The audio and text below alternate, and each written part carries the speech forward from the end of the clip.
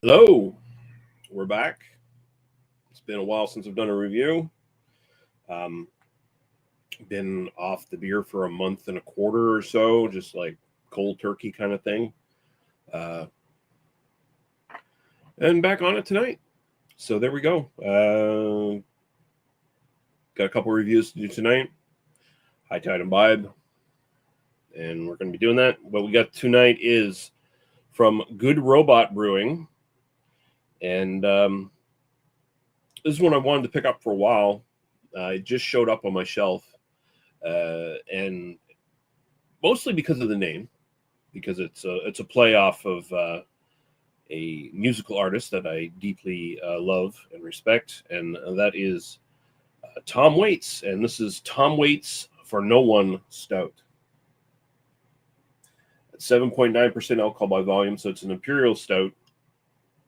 And let's check the website for Good Robot and see if they have anything to say about this before we get into it. So we will do that. Share. All right, so we got their drinks section, their beer section. Well, they sell more than beer now. They've definitely added a few things in the last year or so. Their Ultra, which is their sort of entry into, we can make like light and or just standard macro lagers too and make them better than the big guys. But I think they rebranded their Pilsner. They got a Radler and all this stuff. Bourbon Legend American Pale Ale. Okay. Ghostface Killer. I think they've had that for a while. But they got the watermelon lime, moon mist, fizz. What are these? Like fucking alcoholic flavored water soda things. But here we go. Tom Waits for No One Stout. See if they have anything to say. I think it's just tasting notes. Yeah, they don't give you. They tell you where it's on tap. Can't buy it online right now. I think it might be a seasonal now. Maybe. Not 100% sure on that. Where did I pick this from? I don't think I picked it out of the walk-in cooler. I think I picked this from the Christmas gift section. The Christmas specialty section that is now up in the NSLC. So this might be a seasonal. Not 100% sure. They're not really saying there on the website, so no help at all there. But we'll see what we think about it. Nice big Imperial Stout, 7.9%. Probably not big enough for some people. People these days, well, if it's an Imperial Stout, it's got to be 10% or plus, right? Or it's got to be at least 9% or plus. But some people are never happy. So pour that out. Looks good. Anything on the can? See, it's called Tom Waits for No One Stout, but I don't think they have really a story on it or anything like that. Water, barley, malt, oats, wheat, hops, and yeast in it. So all kinds of stuff in it, I think, maybe to try to thick up the body a little bit. If you yell into the abyss hollers back at you. That's what it says on here. And other than that, it looks like tasting notes more than anything else on the can. But you got some dancing skeletons on a ship. You got skeleton captain up there, pirate captain. There's a squid or octopus, perhaps. And it's done in that old Disney cartoon style from like the 30s or whatever. Yeah.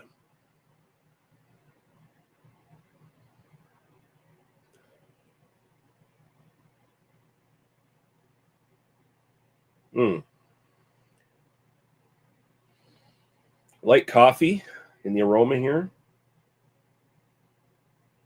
More of a baker's chocolate sort of coming up.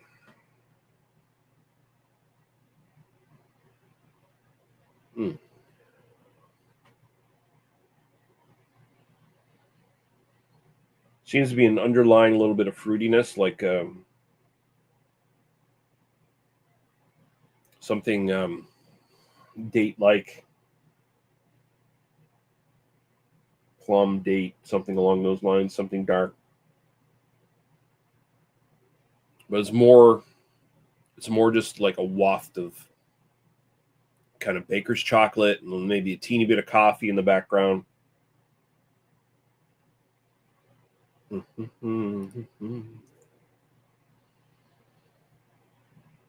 right, so there's not much to the aroma.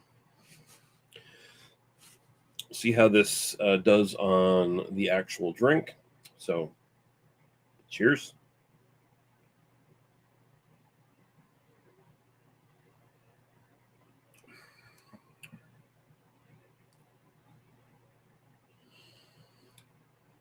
Okay.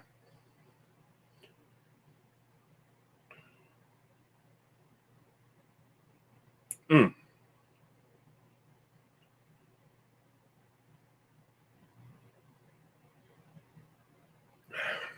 Definitely, the chocolate comes more out in the actual taste.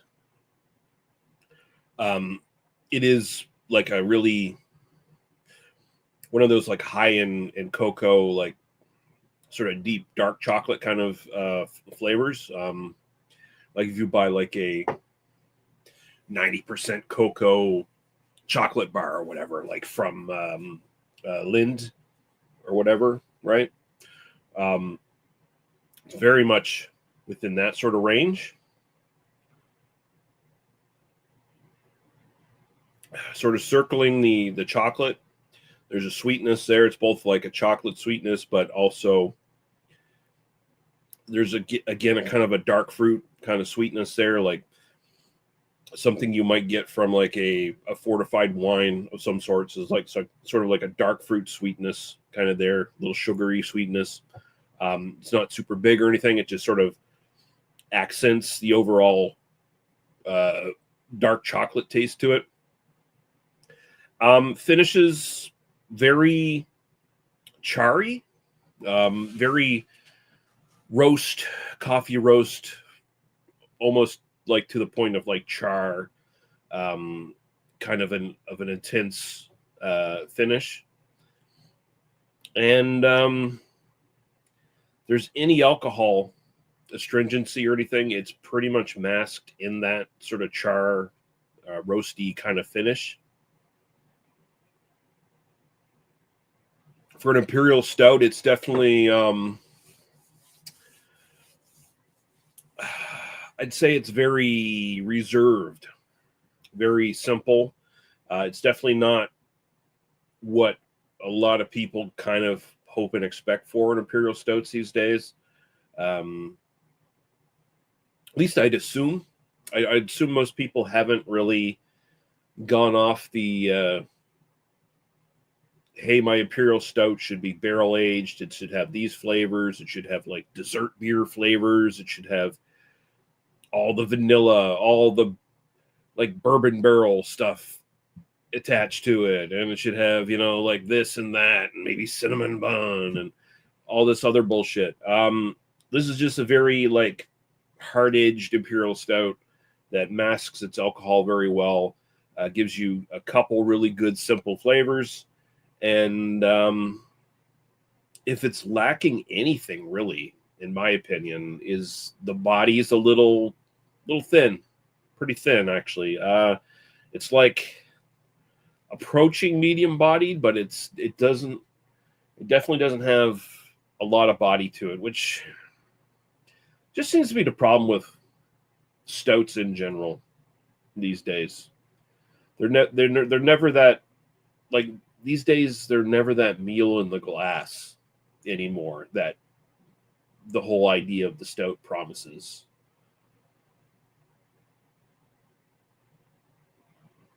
Like, this is medium bodied at best. But it's good. The flavor is there. It's very simple. Lingering coffee roast char in the finish. And like I said, it hides the alcohol. And the one-two punch of coffee and dark chocolate satisfying enough for the style, fits the style fairly well as far as I'm concerned. Could probably use a little bit more dark fruitiness, like, just an extra note. If you're buying an Imperial Stout, I just got done complaining about how a lot of people, they expect so much of their Imperial Stouts these days. Oh, I need these flavors, I need those flavors. I would like maybe one other note here, right? Maybe just a little extra something there somewhere, because this ends up just sort of tasting more like a really robust kind of like regular stout almost. And I don't know. I just feel like, even me, I'll be a little bit hypocritical here and say, yeah, Imperial Stout, maybe just a little bit more, just up it a little bit more, just up the game just a teeny bit. They don't really do that here. It's very simple. It's very easy to drink for an Imperial Stout, which makes it kind of dangerous, honestly. And that being said, it's still pretty good. Style-wise, I'd probably sit it at about a 7.5. I think I'm being a little generous there, but yeah, it's my first beer back in a month and a quarter or so, and it's a really good one. So I'm probably rating it a little bit higher than I should, but what the fuck ever. It's my channel. I'll do what the fuck I want. So yeah, 7.5 for style. It's probably more like a 7 for style, honestly. Like just the amount of world-beating Imperial Stouts I've had in my life. This doesn't really touch those all that closely, but it's fine. Style-wise, it's fine. Personal preference, yeah, it's 7. Yeah, I'd buy it again, but it's not wowing me or anything. It's just good. And beers just have to be good, honestly. They don't have to be great. It's great when they're great, but they don't have to be great. And so that's where it sits. Style, 7.5. Personal preference, 7. Good robot. Tom Waits for No One Stout. Their Imperial Stout. It's all right. It's worth checking out. I wish it had more like Tom Waitiness to it. Like you had the balls to put the fucking name on there, but you don't do anything Tom Waits-esque in the actual can, really. I mean, I guess they're trying to avoid a lawsuit, but if that's your intention to like protect your butt from a lawsuit, why even tempt fate in the first place by putting Tom Waits' name on the fucking thing? Because I mean, yes, it's Waits, Waits. Tom waits for no one. That just could be someone named Tom who waits for no one. It might not be Tom Waits, singer-songwriter, right? But I mean, come on. We know what you're doing here. We know what you're fucking doing here. Someone in the brewery likes Tom Waits, and they wanted to put his name on a fucking beer, and that's what we get. But it's kind of bullshit. But whatever. Anyway, I've been rambling far too long. First review back in like a month or so, and here I am bullshitting. Thanks for watching. I got one more review to do tonight, so I'll be back in a few minutes. Another big stout, actually. So see you on the flip side. Perhaps tonight live or when you see this in a replay somewhere. Thanks for watching, and we'll be back. Bye-bye.